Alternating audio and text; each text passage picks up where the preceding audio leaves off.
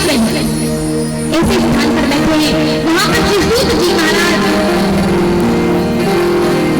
इतनी सुंदर सुंदर कथा श्रवण करवा रहे हैं। किसे? कहा शौनकादिक ऋषि।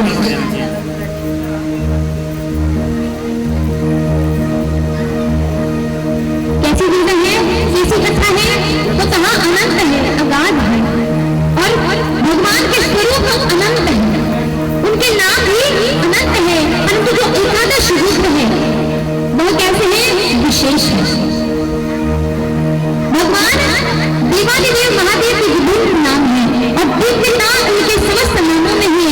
सभी शक्तिशाली स्वरूप माने गए हैं और जो एकादश नाम है यहाँ वेदों और पुराणों में भी इनकी महिमा बताई गई है कि ब्रह्मांडीय ऊर्जा और सुरक्षा के यह प्रतीक है। और जो भी मनुष्य प्रतिदिन इन एकादश नामों का स्मरण करता है उसके जीवन में कभी भी किसी भी प्रकार की संकट अथवा परेशानी नहीं आती। कौन कौन से नाम है? तो कहा कपाली, पिंगल, भीम, विरूपाक्ष, विरोहिता, शाखा, जपाला, अहिर्बुद्धि, शंभु, चंद्रम। अच्छा, इनकी उत्पत्ति कहाँ से हुई थी? तो कहा देवताओं की रक्षा और राक्षसों के संहार के लिए भगवान शिव ने इन 11 रूपों का अवतार लिया था। और आगे इनकी महिमा बताते हुए कहते हैं कि आध्यात्मिक दृष्टि से ये 11 रुद्र हमारे शरीर की 10 इंद्रियां, 5 ज्ञानेंद्रिय और 5 कर्मेंद्रिय और 11वीं कौन सी है? तो कहा मन, इन्हीं का प्रतिनिधित्व करते हैं। ज्ञानेंद्रिय कौन सी है? तो कहा आंख, कान, नाक, जीभ और त्वचा, जिससे हम ज्ञान को अनुभव करते हैं। और कर्मेंद्रिय बताई गई वाक, पानी, हाथ, पायु और उपस्थ, माने वाणी, हाथ, पैर, हृदय और जननेंद्रिय। ये सब क्या है? ज्ञानेंद्रिय और कर्मेंद्रिय है। और गुण और शक्ति क्या है? तो कहा ये सभी रूप विनाश और सृजन दोनों शक्तियों का संतुलन बनाए रखते हैं।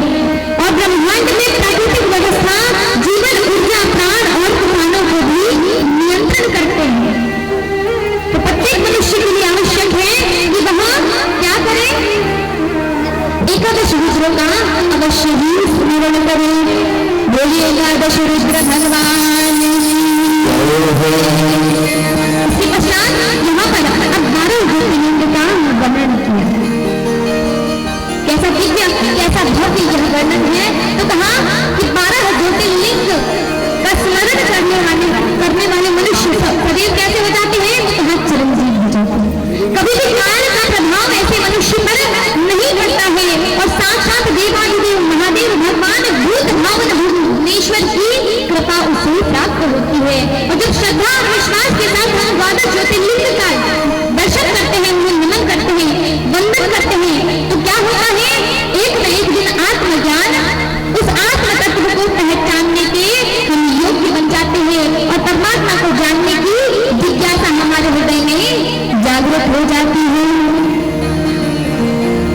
इस धराधाम पर भगवान के बहुत सारे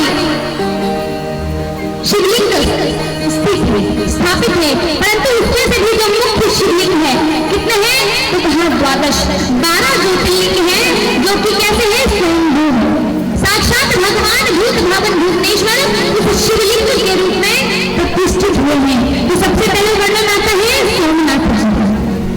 कहाँ पर है? तो कहा गाजियाबाद के प्रभास क्षेत्र में यह लिंग उपस्थित है। प्रजापति दक्ष ने अपनी 27 कन्याओं का विवाह किसके साथ कर दिया था? तो कहा चंद्रमा के साथ कर दिया था। परंतु चंद्रमा सिर्फ और सिर्फ रोहिणी से ही स्नेह रखते थे और बाकी जो कन्याएं थी, उनकी जो बाकी पत्नियां थी, उनसे स्नेह नहीं रखते थे, उनकी उपेक्षा करते रहते थे। तो क्या हुआ कि समस्त कन्याओं ने जाकर अपने पिता दक्ष प्रजापति से शिकायत करी। उन्हें क्रोध आया और क्रोध के कारण उन्होंने चंद्रमा को शाप दे दिया। कहा कि तुम क्षय रोग से ग्रस्त हो जाओ। क्षय होने का शाप दे दिया। अब सभी देवता बड़े दुखी हुए। क्यों? क्योंकि बिना चंद्र के तो सांझ में शीतलता हो ही नहीं सकती। तो सभी कहाँ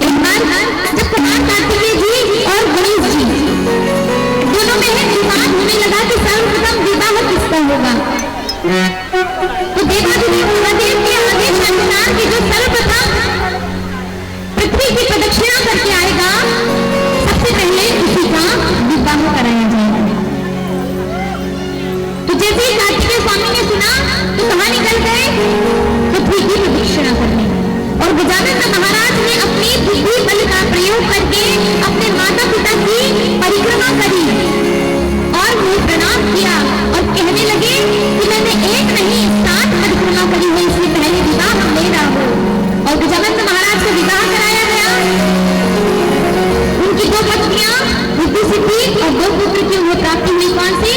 शुभ और लाभ। जब तक परिक्रमा पूर्ण हुई और कार्तिकेय स्वामी आए तब तक उनके पुत्र भी हो चुके थे। जैसे ही कार्तिकेय स्वामी ने ये दृश्य देखा तो आकर बहुत दुखी हुए। दुख के कारण कहाँ चले गए? तो कहाँ उसी संग पर चले गए, सुशैल पर्वत पर चले गए। और फिर भगवान शंकर ने नारद जी को भेजा कि आप जाकर कुमार कार्तिकेय को मना कर लाइए, परंतु वापस नहीं लौटे।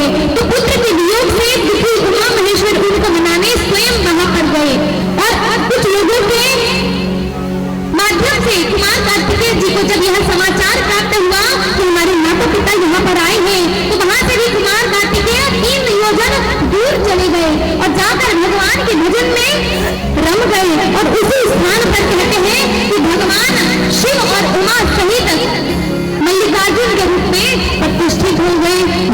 बोले मल्लिकार्जुन भगवान की। अगला वर्णन आता है महाकालेश्वर। तो क्या कहा कि मध्य प्रदेश के शिप्रा नदी के तट पर यहाँ लिंग उपस्थित है। उज्जैनी के राजा चंद्रसेन शंकर जी के बहुत बड़े भक्त थे और एक दिन शंकर जी की विधिवत पूजा कर रहे थे तो वहीं पर एक गोप स्त्री अपने 5 वर्ष के शिशु को लेकर वहां से गुजर रही थी। उनका पुत्र जैसे ही उसने उन राजा को भगवान का भजन करते देखा, पूजन करते देखा, तो पूर्व जन्म के संस्कार के कारण उसके हृदय में भगवान के प्रति भक्ति जागृत होती है। और कहते हैं कि मार्ग से उसने एक पत्थर उठाकर अपने घर लेकर आया और विधिवत उसी पाषाण की पूजा करने लगा। और उस पाषाण की पूजा में, उस पत्थर की पूजा में इतना मग्न हो गया कि साक्षात उसी को देवाधिदेव महादेव समझने लगा। एक दिन उनकी मां उन्हें बुलाती है कि बेटा तुम इधर आओ, आकर भोजन कर लो। परंतु भक्ति में इतना रमा हुआ वह पुत्र, वह छोटा सा बालक कि बार बार मां के बुलाने पर स्वयं को दुखी महसूस करने लगा कि मेरी मां मुझे भजन से दूर कर रही है और दुख के कारण मूर्छित हो गई। जब मूर्छित हुआ तो कहते हैं कि भगवान साक्षात ज्योतिर्लिंग के रूप में उसके सामने प्रतिष्ठित हो गए, उपस्थित हो गए। और जब उसकी नेत्र खुली, उसकी मूर्छा टूटी, तो उसने क्या पाया कि साक्षात भगवान मेरे समक्ष विराजमान है। जब भगवान उनके समक्ष थे तो मन में इतना आनंद आया और भगवान को जब स्वयं के समक्ष पाया तो फिर स्वयं को उसने मुक्त कर दिया। और कहते हैं कि वह बालक कोई और नहीं, वह कौन है? तो कहा श्रीकर जी है। कौन श्रीकर? उन्हीं की 8वीं पीढ़ी में कहते हैं कि नंद बाबा का जन्म हुआ, जिनके घर पर भगवान साक्षात श्री कृष्ण रूप में आकर लीला करते हैं। इस प्रकार और दूसरी एक और कथा इस ज्योतिर्लिंग के ताबुत की आती है। तो कहने लगे कि उज्जैन में एक परम शिव भक्त ब्राह्मण रहते थे। भगवान की खूब पूजा अर्चना करते थे और वहीं पर एक दूषण नामक व्यक्ति भी रहता था, जिसने ब्रह्मा जी का वरदान प्राप्त करके समस्त शक्तियां अर्जित कर ली। और एक दिन उसी ब्राह्मण के वध के लिए वह आया और उस व्यक्ति के आते ही भक्त वत्सल घोर हुंकार के साथ प्रकट हुए।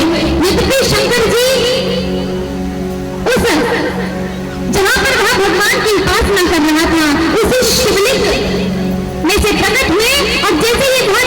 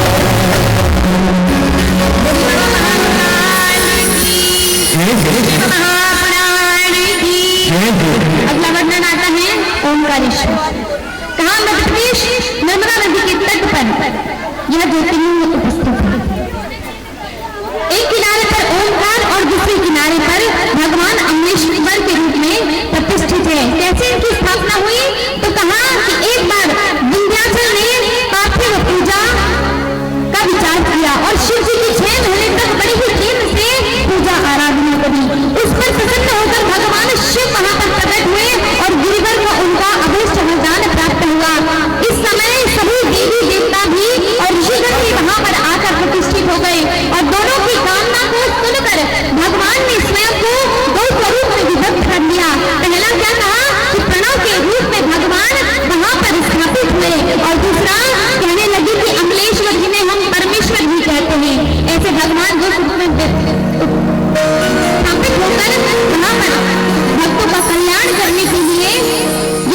के रूप में प्रतिष्ठित हुए। बोलिए ओंकारेश्वर भगवान की जय। अगला वर्णन आता है श्री केदारेश्वर। उत्तराखंड में यह प्रसिद्ध धाम है। केदार लिंग उसी शृंग पर उपस्थित है। ऋषि ने भगवान नर नारायण की तपस्या से प्रसन्न होकर शंकर जी इस केदार शृंग पर प्रकट हुए और उन्हीं की प्रार्थना पर ज्योतिर्लिंग के रूप में वहीं पर सदा सर्वदा के लिए स्थापित हो गए। इनके विषय में एक वर्णन और आता है कि जो व्यक्ति केदारेश्वर के दर्शन किए बिना बद्रीनाथ की यात्रा करता है उसकी यात्रा निष्फल मानी जाती है। इसलिए सर्वप्रथम हमें किसके दर्शन करना चाहिए? तो कहाँ? केदारनाथ के दर्शन करना चाहिए। बोलिए श्री केदारनाथ भगवान की जय। अगला वर्णन आता है श्री भीमाशंकर, जो कि दाकिनी ग्राम में पूना के उत्तर में भीमा नदी पर उद्गम स्थल है। उसी सहजई पर्वत पर यह लिंग स्थापित है। कहते हैं कि कामरूप के राजा कामेश्वर बड़े ही शिव भक्त थे। वे एक दिन शिव पूजा कर रहे थे। इसी समय वहां पर भीम नाम का एक भयंकर राक्षस आ गया। अब राजा को शिव भक्ति करते देखा तो उसने रोका। ना मानने पर तलवार का आघात करने ही जाना था। उसी समय शिव जी ने प्रकट होकर उस राक्षस का वध कर दिया और राजा की प्रार्थना करने के कारण भगवान वहीं पर ज्योतिर्लिंग के रूप में प्रतिष्ठित हो जाते हैं। बोलिए भीमाशंकर भगवान की जय। अगला वर्णन आता है श्री विश्वेश्वर का, जो कि काशी के प्रसिद्ध विश्वनाथ भगवान लिंग के रूप में प्रतिष्ठित है। अगस्त जी, वशिष्ठ जी तथा विश्वामित्र जी ने इस विग्रह की बहुत सुंदर आराधना की है। कहते हैं कि औरंगजेब के आक्रमण करने पर पुजारियों ने ज्योतिर्लिंग को ज्ञानवाटी के कुएं में छोड़ दिया था और वह अब भी वही परिस्थिति है। और नवीन विश्वनाथ मंदिर की स्थापना आद्य शंकराचार्य जी महाराज ने करी थी। बोले श्री विश्वनाथ भगवान की जय। अगला वर्णन त्र्यंबकेश्वर, नासिक महाराष्ट्र में गोदावरी नदी के तट पर यह शिवलिंग स्थित है। कहते हैं कि गौतम ऋषि ने घोर तपस्या करके गोदावरी नदी को भगवान शंकर जी से प्राप्त किया था और उस समय पृथ्वी पर आने से पूर्व गोदावरी ने शंकर जी से सदा अपने समीप रहने की प्रार्थना करी और ऋषि भी यही चाहते थे। तो भोलेनाथ भगवान प्रसन्न होकर वहीं पर ज्योतिर्लिंग के रूप में प्रतिष्ठित हो जाते हैं। बोलिए त्र्यंबकेश्वर भगवान की। फिर आगे वर्णन आता है तो कहाँ? बद्रीनाथ, जो कि झारखंड में स्थित है। अब राक्षस राज रावण कैलाश के प्रसिद्ध लिंग की आराधना कैसे करता था? वो कहा कि अपने सिर चढ़ा करता था। उसने बारी बारी से अपने 9 सिर भगवान को समर्पित कर दिए और जैसे ही 10वां सिर भगवान को समर्पित करने जा रहा था उतने में ही भगवान प्रकट होकर दर्शन देते हैं और कहते हैं कि अपना अभिष्ट मांगो। तो उन्होंने शिवलिंग को लंका ले जाने की अभिलाषा रखी और भगवान कहने लगे कि इसे यदि तुमने धरती पर रखा तो पुनः उठा नहीं पाओगे, ये वहीं पर प्रतिष्ठित हो जाएगा। इसीलिए तुम ध्यानपूर्वक इसे लेकर जाना। अब जैसे ही रावण राज उस शिवलिंग को कैलाश से लंका ला रहे थे तो मार्ग में उन्हें लघु शंका लगी। उसके वेग के कारण वह संभाल न सके और वहीं पर एक अहीर उन्हें दिख पड़ा। अहीर दिखा तो उन्होंने वह शिवलिंग उन्हें सौंपा और कहा कि जब तक मैं नहीं आता तब तक इसे तुम नीचे मत रखना। परंतु धीरे धीरे वह शिवलिंग का भार इतना बढ़ गया कि वह अहीर उसके भार को नहीं संभाल पाया और भार न संभालने के कारण उसने वहीं पर शिवलिंग रख दिया। बार बार पुकारने के पश्चात भी जब रावण नहीं आया तो वहीं पर शिवलिंग रखकर वह चला गया। और जब रावण आया आकर देखा तो शिवलिंग को उठाना चाहा परंतु शिवलिंग नहीं उठा पाया तो उसने अपने अंगुष्ठ से जोर से उस शिवलिंग को दबा दिया। तो आज भी उस शिवलिंग पर रावण के अंगुष्ठ का निशान है और भगवान वहीं पर स्थापित हो गए। कहते हैं कि जब रावण वहां से लंका वापस चला गया तब सभी देवी देवता वहां पर प्रकट हुए और सिद्ध संत ऋषि मुनियों द्वारा उस शिवलिंग की वहीं पर प्राण प्रतिष्ठा कर दी गई और भगवान का नाम क्या रखा गया? तो कहा वैद्यनाथ। बोलिए भगवान वैद्यनाथ की। बोलिए विश्वनाथ पुराण की। आगे बढ़ना आता है श्री नागेश्वर, जो कि कहाँ पर है? तो कहाँ? द्वारिका गुजरात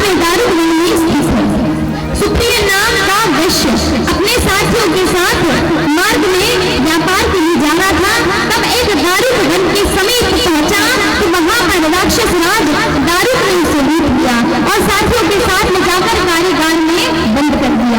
सुप्रीम भगवान का अनन्य भक्त था और वहां पर भी भगवान की ही आराधना करने लगा।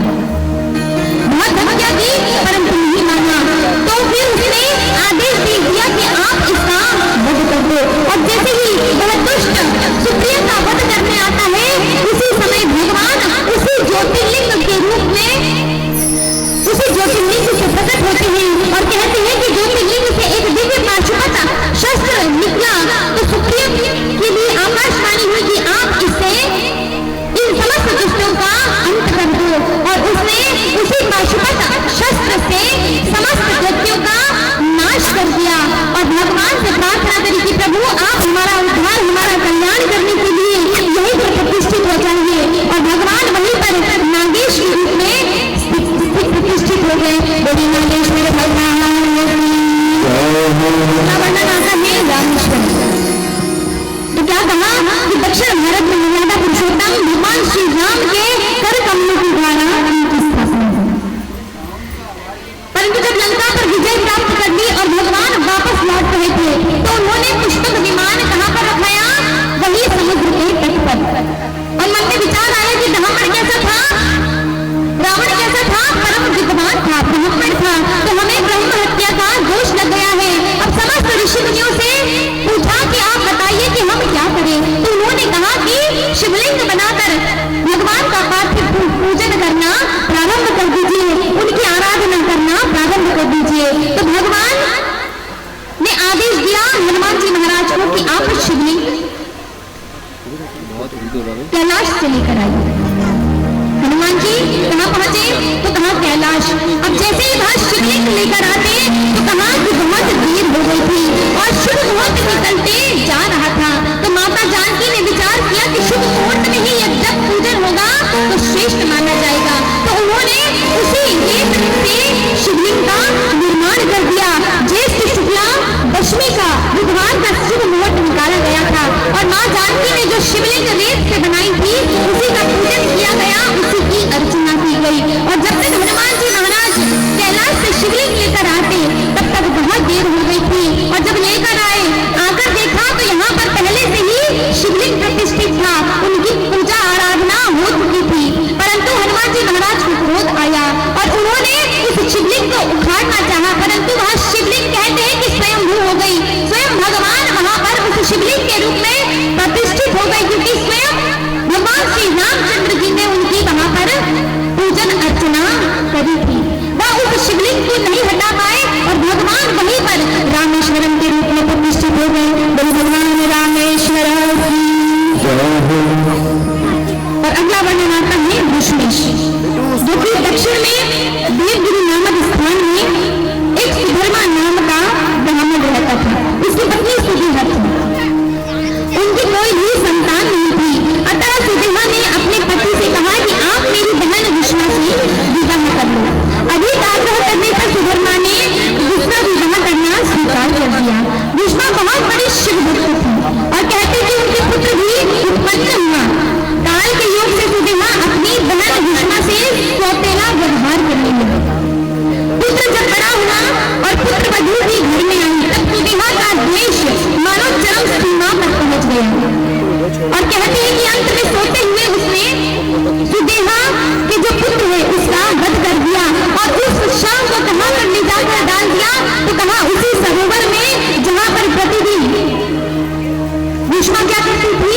भगवान का पूजन करके शिवलिंग का विसर्जन करने जाया करती थी। प्रतिदिन की भांति उस दिन भी पहुंची और क्या पाया? घर में सर्वत्र यही माहौल छा गया। यही बात पता चल गई सभी को कि कृष्णा के पुत्र का अंत हो गया है। परंतु अपनी शिव श्रद्धा नहीं छोड़ी और जब पूजन करने के पश्चात सरोवर में जाकर उस शिवलिंग का विसर्जन करनी है तो क्या पाती है कि इसी सरोवर से जिसका पुत्र चलते हुए इसके समक्ष आ रहा है और भगवान उसकी श्रद्धा और निष्ठा को देखकर वहीं पर ज्योतिर्लिंग के रूप में प्रकट हो जाते हैं और पुत्र को और उसकी माँ दोनों को आशीर्वाद देते हैं।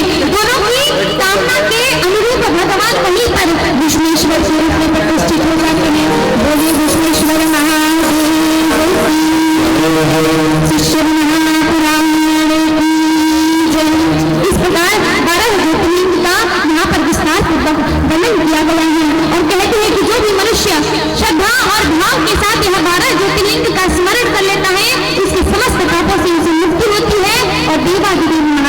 आशीर्वाद उसे प्राप्त होता है।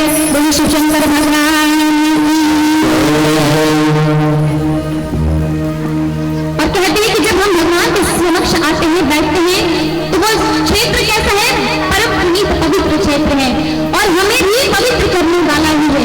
तो जब भी हम भगवान की शरणागति ग्रहण करते हैं अथवा कथा श्रवण करते हैं तो शांति और प्रेम के साथ कथा श्रवण करना चाहिए। क्यों? क्योंकि शिव भक्त होना कोई साधारण बात नहीं है, बहुत बड़ी बात है। कैसे सिद्ध होगी ये बात? जब हम भक्ति करना प्रारंभ करेंगे, जब हम भक्ति करेंगे तब हमें पता चलेगा कि भक्त का भगवान के प्रति प्रेम कैसा होता है। भगवान के प्रति प्रेम समर्पण ही हमारे जीवन में चमत्कार लाता है। और वो चमत्कार कैसा होता है कि उसी चमत्कार को देखकर हमारे जीवन में प्रतिभा आती है और हम उस योग्य बनते हैं कि यह संसार आप और हमें पहचान सके। इसलिए कहते हैं कि दर दर भटकने की आवश्यकता नहीं है। जाना कहाँ है? जाना कहाँ है? तो भगवान के ही स्थान पर जाना है, जहाँ पर भगवान स्वयं आपके और हमारे कल्याण करने के लिए बैठे हैं। कभी भी किसी के भी पास जाने की आवश्यकता नहीं है, दर दर भटकने की आवश्यकता नहीं है। आप केवल उस द्वार पर जाकर अपनी अर्जी लगाइए जहां से कभी भी मनुष्य लौट कर नहीं आता, कभी भी खाली हाथ नहीं आता। कि जिस भी भाव से भगवान के समक्ष जाता है, बैठता है, कुछ न कुछ प्राप्त करके ही अवश्य उठता है। इसलिए आप और हमारे लिए भगवान कौन से स्वरूप को धारण करते हैं? तो कहाँ? जागेश्वर स्वरूप को। बोलिए जागेश्वर भगवान की।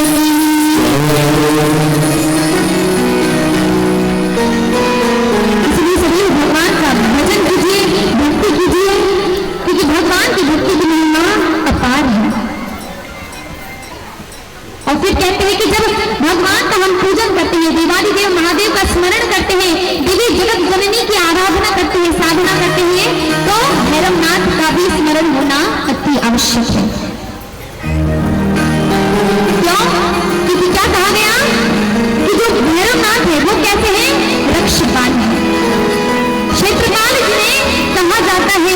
और जहाँ भगवान महादेव का स्थान होता है वहाँ कहीं न कहीं भैरवनाथ का भी स्थान होना अति आवश्यक है। महादेव की पूजन अर्चना में भैरवनाथ का यदि स्मरण नहीं किया जाए तो वह पूजा भी अधूरी मानी जाती है। अब कैसे है? तो कहा भैरव पाप भक्षण संपूजन कालराजं च भैरव पाप भक्षण। बोलिए भैरव महाराज की।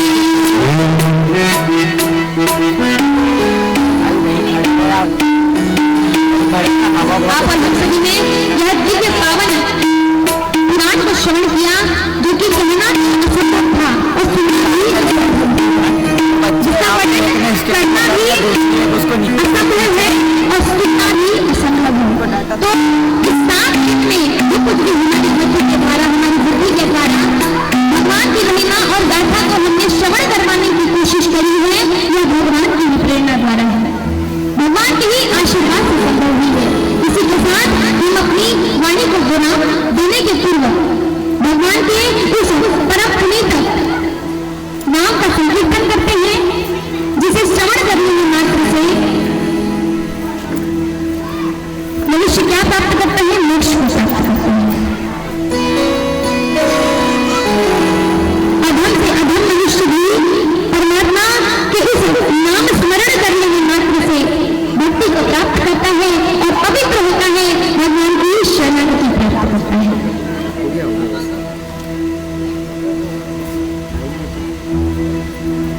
तो आइए, प्रातःकालीन तो यज्ञ की पूर्णाहुति हो ही गई और अब कौन सा समय आ गया?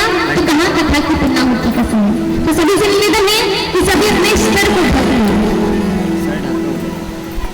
जिसके पास कोई वस्त्र नहीं है, कोई वस्त्र नहीं है, तो उनसे निवेदन है या तो रुमाल है तो भी अपने सिर पर रख सकते हैं अथवा अपने हाथ पर अपने सिर पर रखें। और यहाँ से जो कहा जाएगा उसका उच्चारण आप सभी को करना है।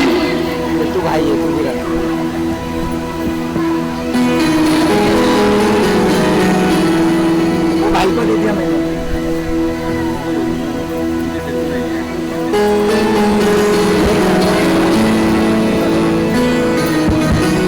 बोलिए श्री शिव महापुराण की। आवाज नहीं आ रही है? 2 घंटे यहीं पे बिठा के रखेंगे अगर अब जोर से जिसने जयकारा नहीं लगाया उसको। बोलिए श्री शिव महापुराण की। महाराज की जगन्नाथ की वामन बिहारी लाल की।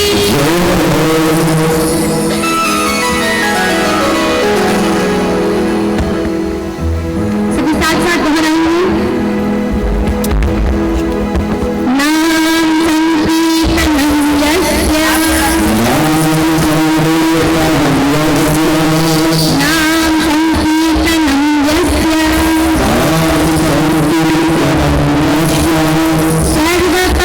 सर्वपापप्रणाशनं सर्वपापप्रणाशनं प्रणामो दुःखशमनं प्रणामो दुःखशमनं तं नमामि शिवपरं तं नमामि शिवपरं। हम उन भगवान शिव शंकर को प्रणाम करते हैं जिनके नाम के स्मरण संकीर्तन से सभी प्रकार के पापों का नाश होता है, दुख दूर होते हैं और भगवान की सन्निधि हमें प्राप्त होती है। अनायासेन मरणं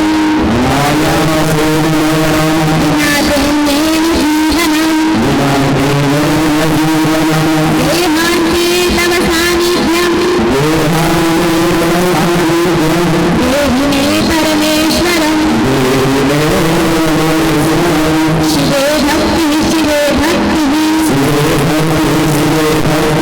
शिवे भक्तिर्भवे भवे अन्यथा शरणं नास्ति शिवा शरणं मम। प्रत्येक जन्म में मेरी आदिदेव भगवान शिव शंकर में भक्ति हो, शिव में ही शक्ति हो, शिव से ही मुक्ति हो। ना मुझे हार चाहिए ना मुझे जीत चाहिए। अच्छी सफलता प्राप्त करने के लिए लक्ष्य हासिल करने के लिए माता पिता और गुरु का आशीर्वाद चाहिए। मैं ना अन्न का भूखा हूँ, मैं ना धन का भूखा हूँ। मुझे ना अपमान चाहिए, मुझे ना सम्मान चाहिए। हे ईश्वर से भगवान भोलेनाथ से सच्चा प्रेम निस्वार्थ भक्ति और उन्हीं में अर्पण का आधार चाहिए। इसी भाव के साथ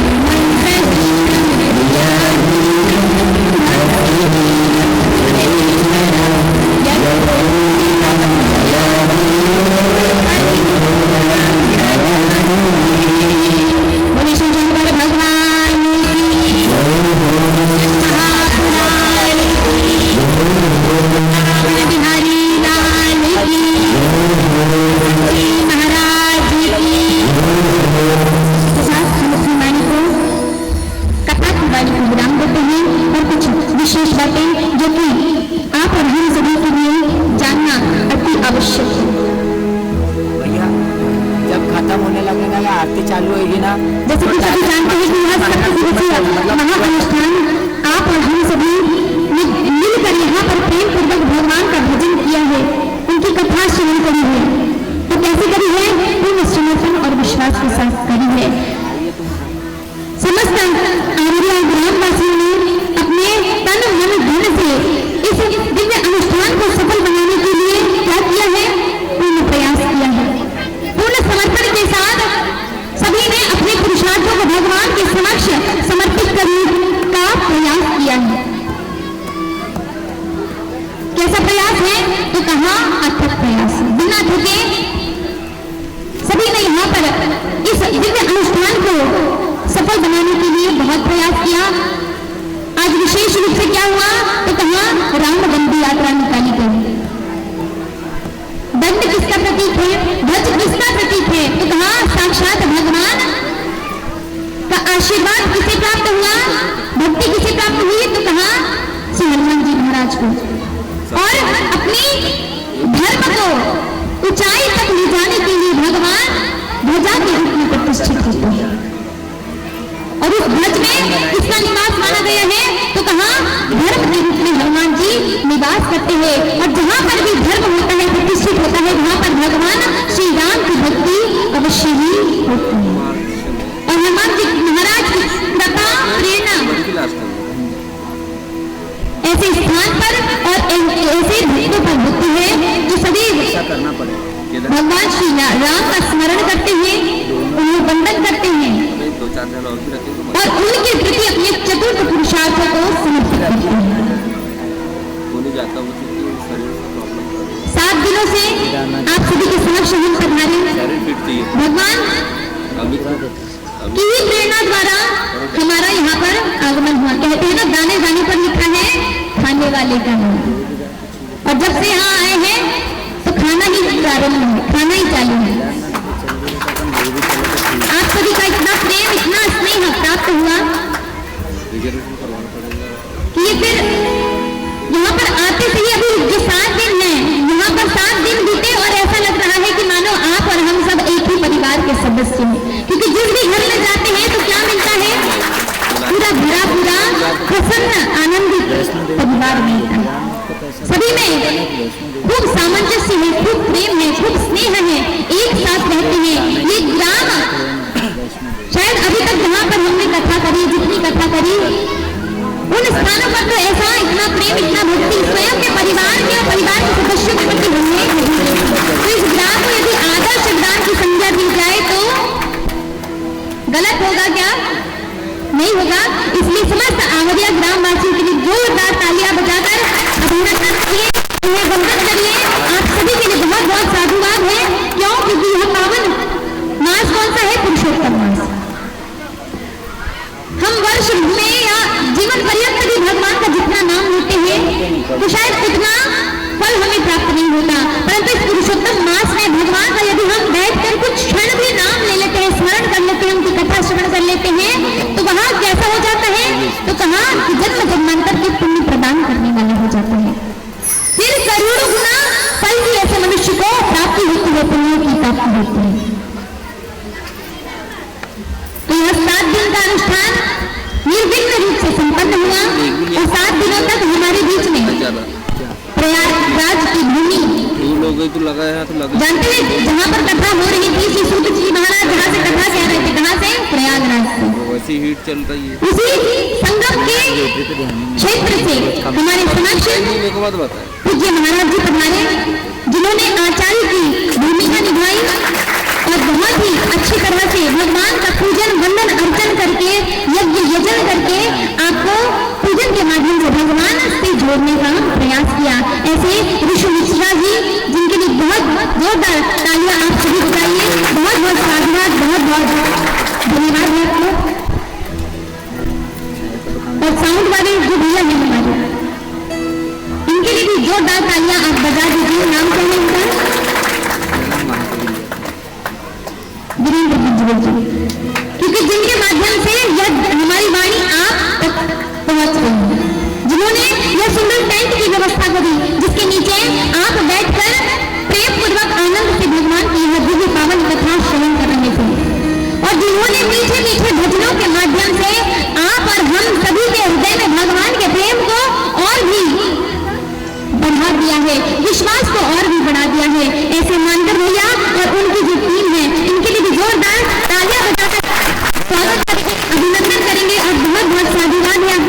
भरत भैया जो कि 2 दिन से हमारे साथ बैठकर कथा श्रवण कर रहे हैं, उनका भी बहुत बहुत साधुवाद है।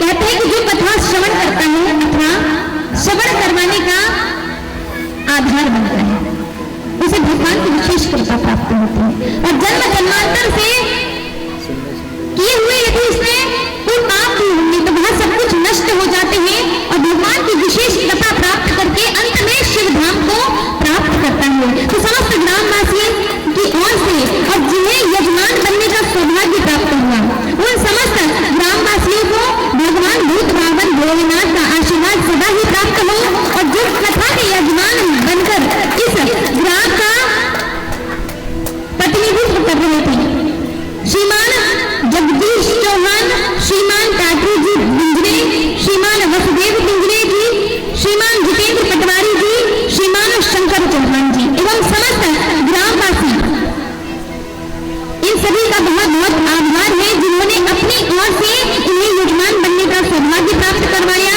उन समस्त ग्रामवासियों को सादर प्रणाम है, सादर नमन है और ऐसे यजमानों को भी नमन है, क्योंकि इनके सौभाग्य की यदि बात पूछे तो कहते हैं कि समस्त देव भी आते हैं अमृत कलश लेकर और पृथ्वी पर आकर कहते हैं कि महाराज आप यह अमृत कलश ले लीजिए, परंतु भगवान की वहां अमर कर देने वाली दिव्य वाणी हमें श्रवण करवा दीजिए।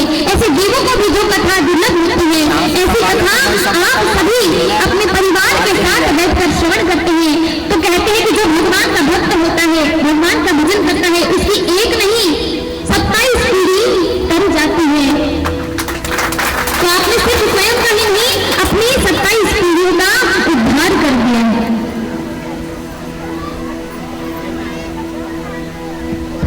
बैठे से मुख्य यजमान आदरणीय पटेल जी हमारे समक्ष उपस्थित हुए, उन्होंने समय निकाला, वो यहीं के रहवासी हो चुके हैं, उनके लिए भी जोरदार तालियां बजाकर उनका अभिनंदन करें। बहुत बहुत साधुवाद है उनको। और जिनके निवास स्थान पर यह 7 दिन हमने बिताए, ऐसे श्रीमान प्रमोद टिकारी जी एवं इनका समस्त परिवार जिन्होंने ठाकुर जी की खूब सेवा करी, खूब अर्चना करी, अच्छा अच्छा भोग बनाकर उन्हें खवाया, उनके लिए भी बहुत बहुत साधुवाद है, बहुत बहुत धन्यवाद है।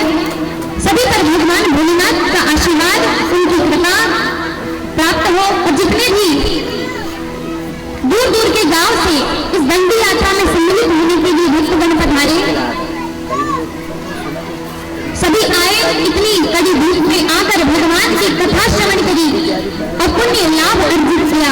भगवान के पावन चरणों में हम यही प्रार्थना करते हैं कि जितने भी भक्तगण इस कथा प्रांगण में उपस्थित हैं, पधारे भी हैं अथवा आने में वंचित भी रह गए हैं, ऐसे समस्त भक्तगणों पर भगवान का विशेष आशीर्वाद प्राप्त हो, कृपा प्राप्त हो और सभी को भगवान की हड्डी में पावन पुनीत कथा कराने का भगवान अवश्य ही अवसर प्रदान करे।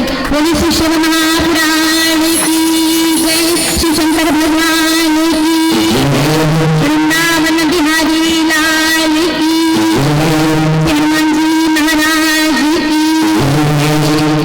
और इन 7 दिनों में हमारे द्वारा यदि किसी भी प्रकार से कोई ऐसी बात कह दी गई हो जिसके कारण आपको ठेस पहुंची हो, तो उसके लिए हम व्यासपीठ से क्षमा मांगते हैं, क्षमा प्रार्थी हैं, तो सभी उसके लिए हमें क्षमा कर देंगे। हम कौन है? तो आप ही की बच्ची है ना। तो भगवान क्या कहते हैं? भगवान कभी भी अपने भक्तों के दोषों को नहीं देखते और माता पिता भी अपने बच्चों के दोष को नहीं देखते। कौन देखता है? तो जो दूसरे लोग होते हैं। तो यदि आप हमें अपना समझते हैं तो हमारी गलतियों को क्षमा करेंगे और हमें भी मीठा मीठा आशीर्वाद अवश्य प्रदान करेंगे। इसी के साथ हम अपनी वाणी को यहीं पर विराम देते हैं।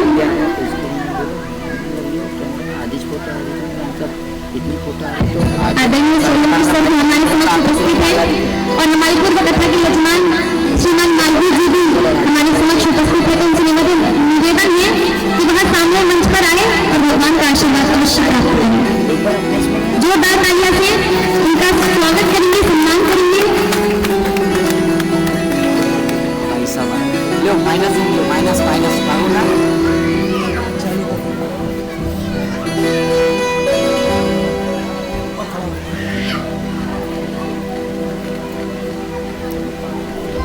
ज्यादा हो गया, ज्यादा। बस बस बस बस बस, ओके।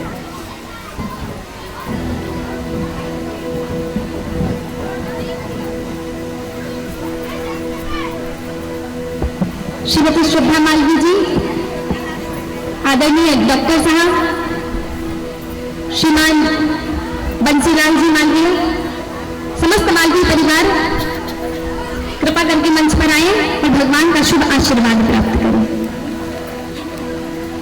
जोरदार तालियां बजाकर इनका स्वागत करेंगे, अभिनंदन करेंगे।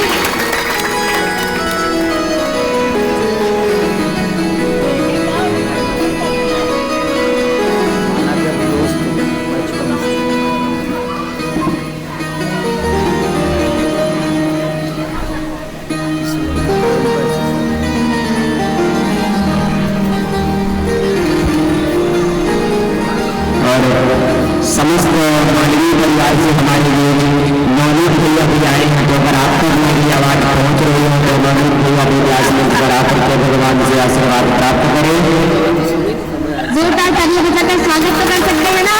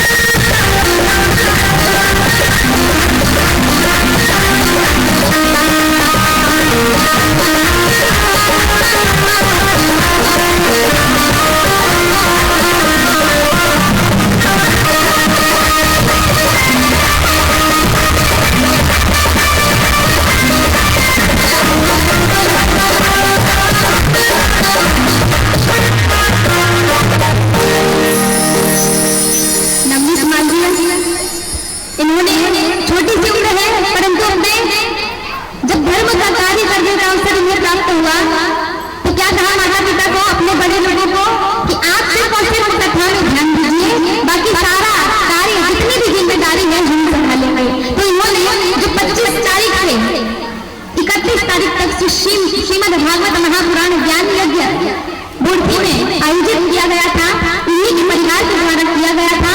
और इस बच्चे का बहुत ही तन मन और धन से सहयोग रहा है। बहुत भगवान के इस दिव्य कार्य को और भव्य बनाने के लिए इसने बहुत सहयोग दिया। इसके लिए जोरदार तालियां।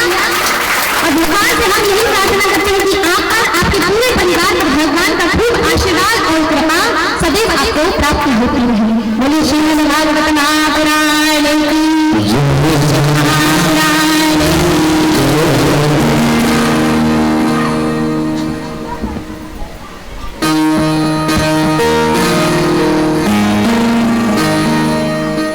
वापस खींच लो महाराज। इसके साथ आरती के क्रम में प्रवेश करते हैं। सभी स्थान पर आरती के लिए खड़े हो जाएं।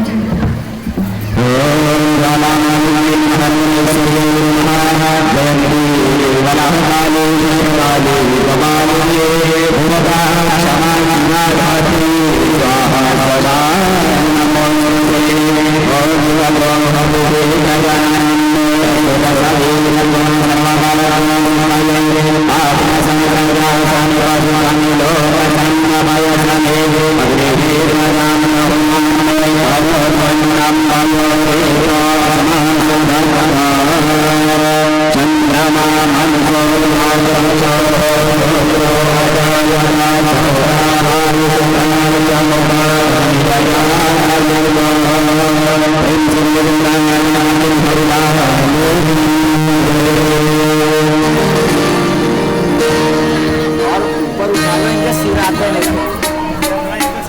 सेट करो, मैं इसको चेंज कर रहा हूँ, आप सेट करो फट से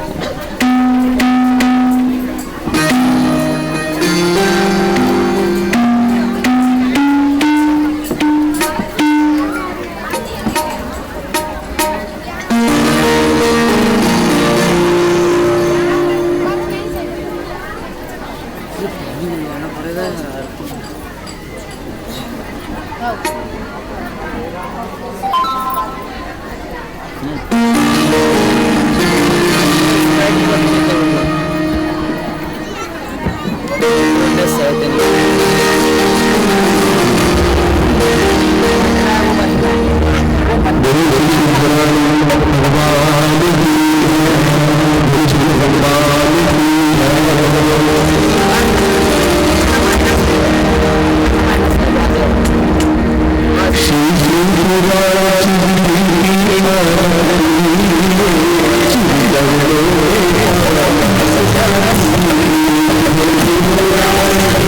Thank you.